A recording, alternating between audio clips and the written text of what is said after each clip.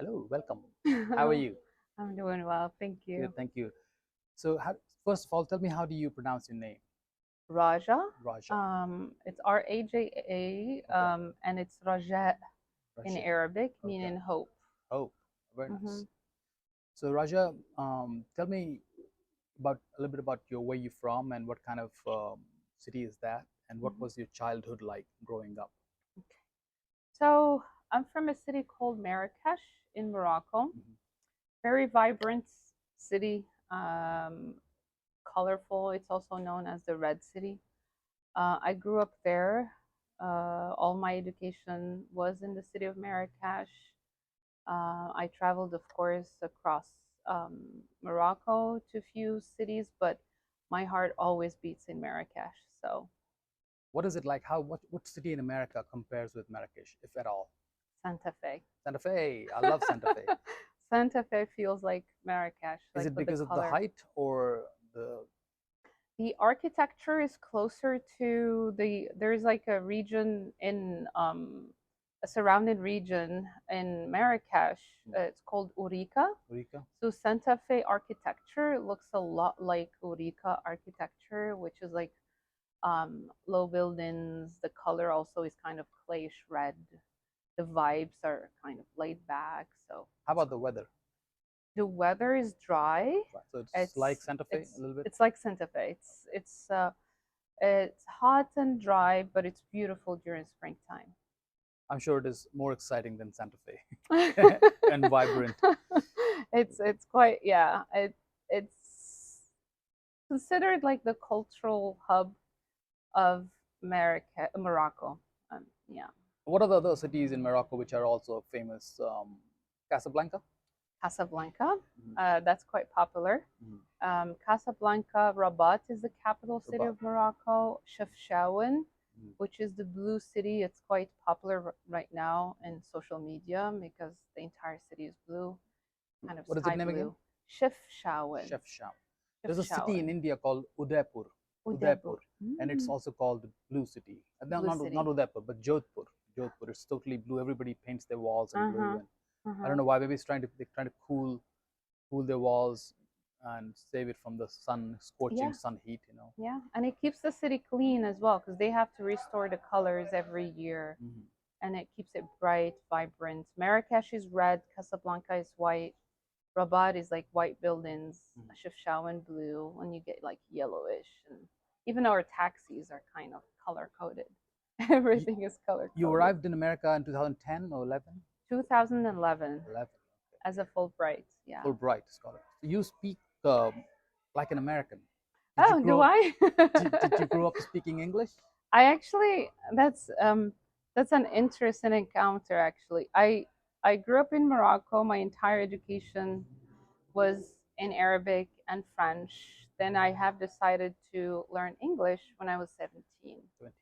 So then I geared all of my focus towards learning English and teaching English in Morocco before I joined the US as a Fulbright scholar. So I was an English ESOL instructor overseas in my home country before I joined here, and of course, an Arabic language instructor as well, considered bilingual. So you say you started learning English at the age of 17, but 17, did you not have any English knowledge before that? zero. That is remarkable. From It's zero at 17 to fluent now. Like mm, you, I cannot tell, like, if you did not grow up speaking English. it's Yeah. I mean, you once you learn the language, you fall in love with the language. You start. It takes a lot of efforts to just, but it brings everything your way. You learn a lot about the culture. You learn about people, and I think the amount of time I spent processing all of that information helped. So thank you. How I did think my you, effort. how did you practice speaking English? Did you listen to lots of videos or watch, living in Marrakesh? Is there a community of speaking English Mm. speakers? Oxford Dictionary is my best friend. I think I carried that pocket dictionary everywhere I went. My family really treasured cultures and diverse cultures. So my father, may his soul rest in peace, Allah yarhamu, he always had people come in to our house for an open dinner, like guests random guests come into our house. So I was fascinated by languages. So I met a few friends in Marrakesh. Of course, went to college, got my BA in English literature, and then my master's in English communication studies and more. So I created that environment where I was surrounded by the language through friends, academic settings, tours, guests. So it's more of like a new life. It So was total completely new immersion. life. A complete immersive program, So that's how literally. you would recommend anybody to learn any language, Exactly. You whether have to it's surround. Arabic or English or French, whatever. Right? Hmm. You have to meet people. You have to live with people. You have to see their culture through their eyes. You have to share how you see their culture through your lens, and then it's truly an immersion program that you create for yourself, kind of a self-paced program that you commit yourself to follow. So not only that you learn to speak English, write English well, but you also started teaching it, right? Yes. English as a second language, you said, English as a second language to in Moroccan in students Moroccan. in Morocco. Yeah. And so teaching English in Morocco as a second language to now teaching Arabic in America. So tell me about the change. That's where my heart beats right now. Okay, Literally. let's talk about it. Yeah. So basically, like, I consider myself a bilingual educator. Like, when I have decided to learn English, it was truly to commit to learning a whole new set of perspectives. And then once I started teaching Arabic, I even fell in love with teaching foreign languages even more because I was looking at my culture differently through the lens of my students. So right now, literally where my heart beats is on a bridge that connects me between Morocco and America. If I ever happen to be in Morocco, I have to share the American culture, what I've learned here, the challenges I've come through, how I have gained what I gained. So it's constant narrative of what I go through being in another culture. And once I go again, I come here to America. See, I'm on a bridge. I keep going back and forth.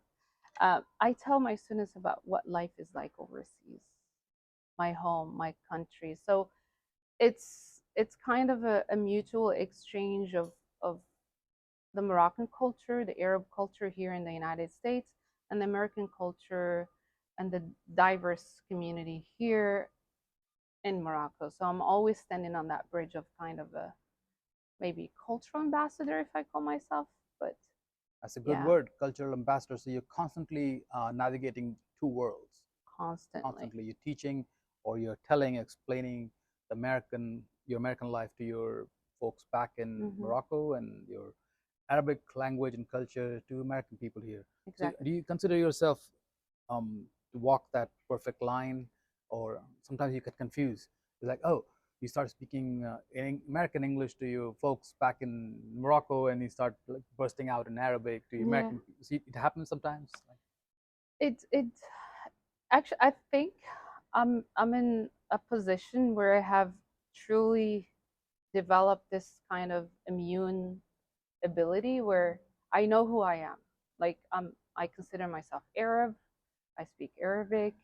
I consider speaking English as more of like a powerful tool to use to merge between people. But I never lost sight of who I am. Like, who are you? The first thing I would say, I'm Moroccan, I'm Arab, I'm Muslim, I'm a mom, I'm a stepmom, I'm a sister. So it's all there.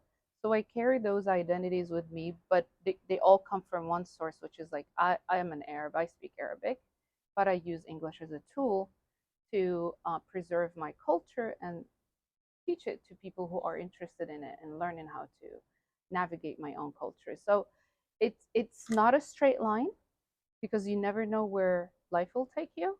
But wherever I happen to be, it's an opportunity for me to say, hey, this is my life, this is my culture.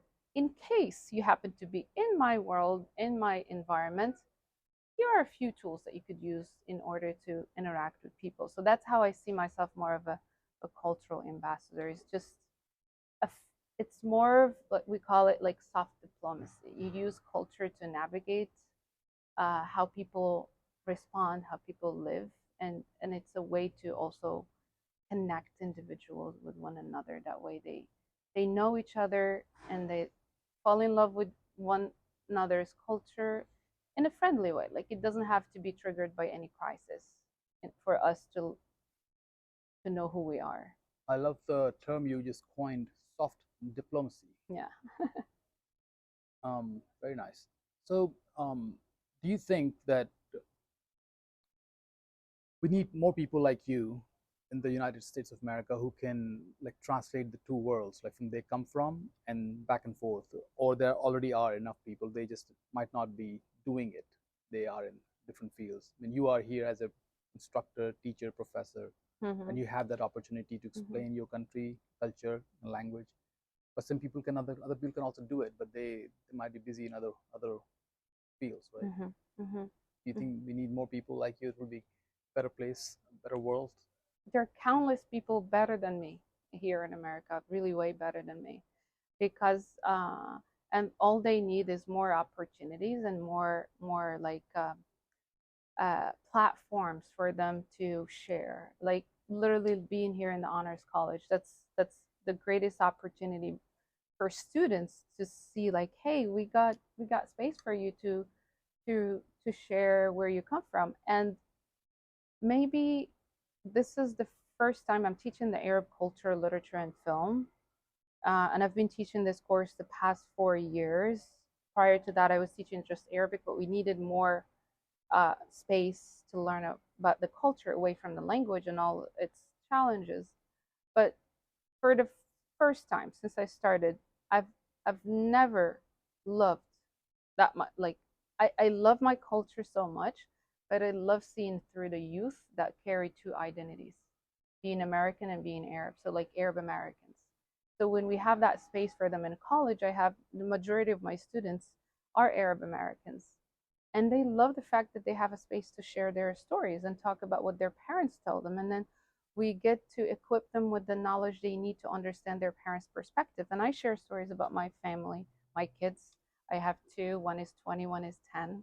So they are constantly an example. I'm the example of an Arab mom. Like when I do this to my son, this is what I mean. So it's a lot of mini cultural competency components in the classroom where a lot of people are culturally competent here in America. They have a lot more experience than I do, but they just need more opportunities. And it is draining. Like it's not an easy path to walk because you have to constantly remind yourself that this is you're still on that bridge, and maybe at some point there's no way for you to cross to the other side.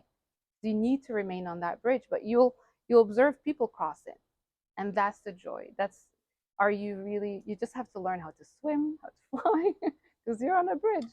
Um, so it's a constant observation of growth from students' perspectives and my kids as their generation, and from like also I all constantly feel like I'm growing through experiences I have in academia with students. So there are a lot of people out there. We just need more space for them to share their experiences. Thank you.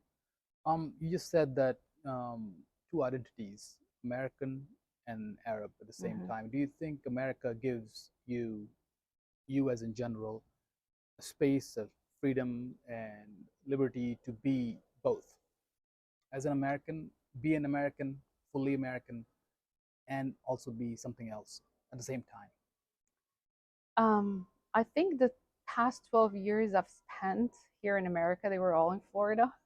Mhm. So maybe my experiences will just reflect my life here in Florida and how it is. But going like across different states, I've visited other states, but it was more for like academic um, reasons or mostly academic reasons, like attending conferences, maybe, yeah.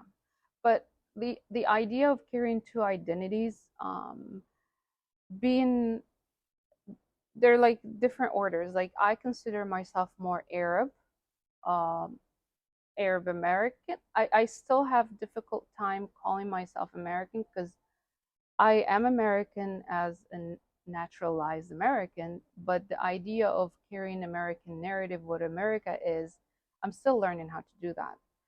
But what I am very confident about is that I am Arab, I'm Muslim. I have that really like engraved. That's it. It's who I am. So that part of identity is quite stronger. What America has given me in a way for me to be carrying those two different identities at different levels.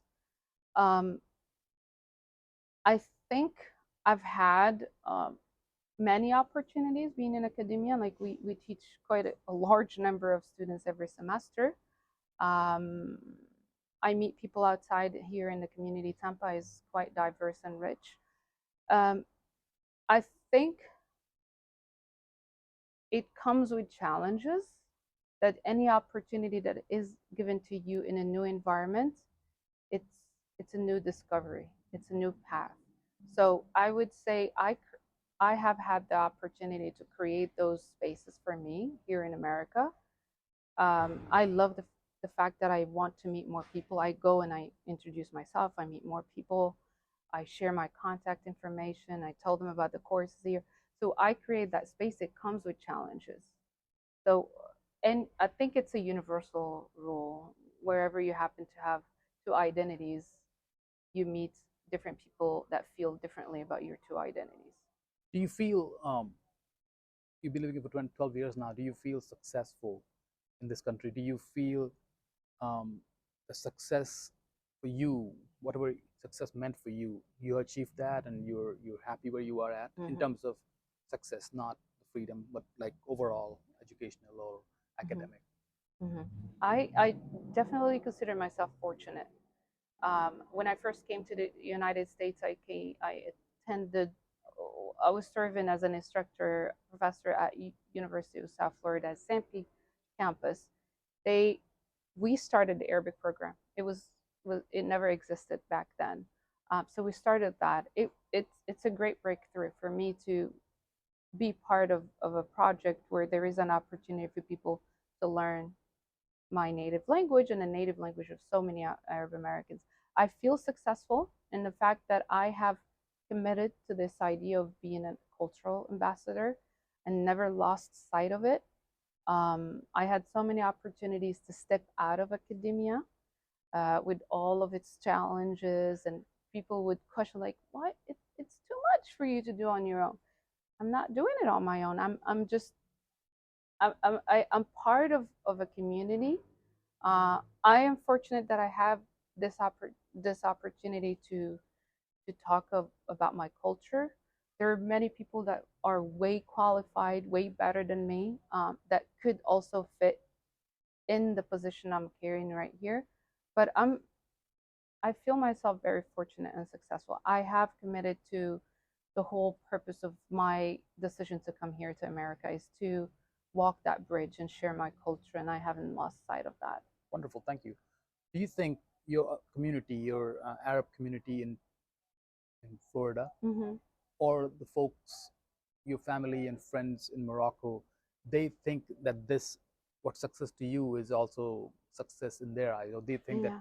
going to America means making a lot of money, driving a BMW, buying a huge car, and think, oh, you're just teaching. Is Mm-hmm. it a real job? Do Mm-hmm. you come across such things from your? Uh, I will say Alhamdulillah. That's a phrase we say, thank God.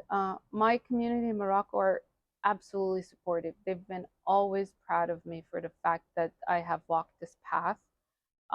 We have high respect for education and educators. We never put a price on the missions that we carry as educators. It never crosses our mind to put a price on what we do because it's timeless. It's priceless. It's something you contribute to the growth of another human being, and you never know where they're going to happen to be down the road in their careers or in their education. So my community is fully supportive, and they always see success in what I do. They reach out to me if they have any issues in terms of like cultural competency, interacting with Western visitors in Morocco, I'm mostly in a position where I mediate, like, okay, X and Y and Z happened. This is what it meant in X and Y Z culture. This is what it meant in X and Y Z culture. So for me, it's more of an opportunity for me to help my community. So they are very proud, and I appreciate that. Here in America, my family are also very proud of the fact that I have committed to this um, uh, educational path, and I'm working every day to just make it way better. And I don't, success is very it comes in different ways to different people. But I feel fortunate. That's what I should say.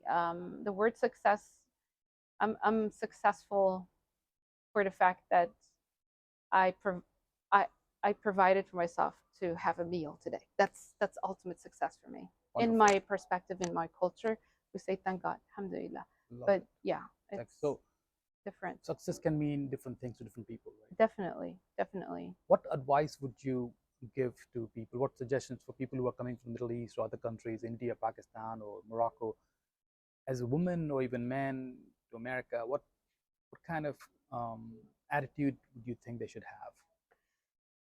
I would say keeping your keeping your a solid ground underneath you is your ultimate goal to the rule of confidence. Knowing who you are, treasuring your heritage, treasuring your culture. If you don't have respect for your own culture, how can you have respect for another culture? It starts from within. So you have to navigate your own identity and spend quite some time to say, I am proud. You have to carry that, because it's a whole, it carries a village to raise a child, as we say in our culture also. It's a collective society. For instance, if people are coming from my background, it's a collective society. Your country contributed to your education, your parents, everybody has had some sort of contribution to your growth. And it's when you get an opportunity to step out of your culture, you realize that you've been taking so many things for granted. And the opportunity for you to step out is an opportunity for you to appreciate your culture even more. And i I think here in America, the idea of having a solid ground is truly important for everyone to know and everyone to have, because we need to be having like walking with like steadily. We have to have steady steps. Floating on the air does not help, because you can bump into people. You said, So I yeah okay, thank you. Sorry. So you said if you don't respect your own culture, you cannot respect another. yeah. Do you think so? After they know who they are, they just respect themselves, their culture, their language. Do you think how much should they try to adapt to the new culture, or should they try at all? And I think once they know who they are, they'll figure it out. They will appreciate the culture, but doesn't mean they will assimilate. There is a really fine line between acculturation and assimilation. Assimilation is like literally you're melting. You don't need to melt, because you need to keep your flavor. You need to be who you are in order to be distinguished, identified, and it helps. Literally helps. But uh, I think uh, everyone will make their decision of how much they want to to keep from their culture and how much they want to get used to or adapt from a new culture. But I think from the experiences I had or the people I met, um, it's great to go through the process of acculturation. It's part of cultural competency. Understanding how this culture functions is a duty that everyone has to carry, because it's part of knowledge. The same way you would know, you would want someone to learn about your culture, you want to make that effort as well. So I can't, I don't have a clear idea of how much people can learn from like adopt from a new culture, but the whole image or I have in mind is that learn more about the environment you decide to live maybe the rest of your life. And you have to learn. Yeah. Thank you so much for your time. Thank you. Thank you. Thank you.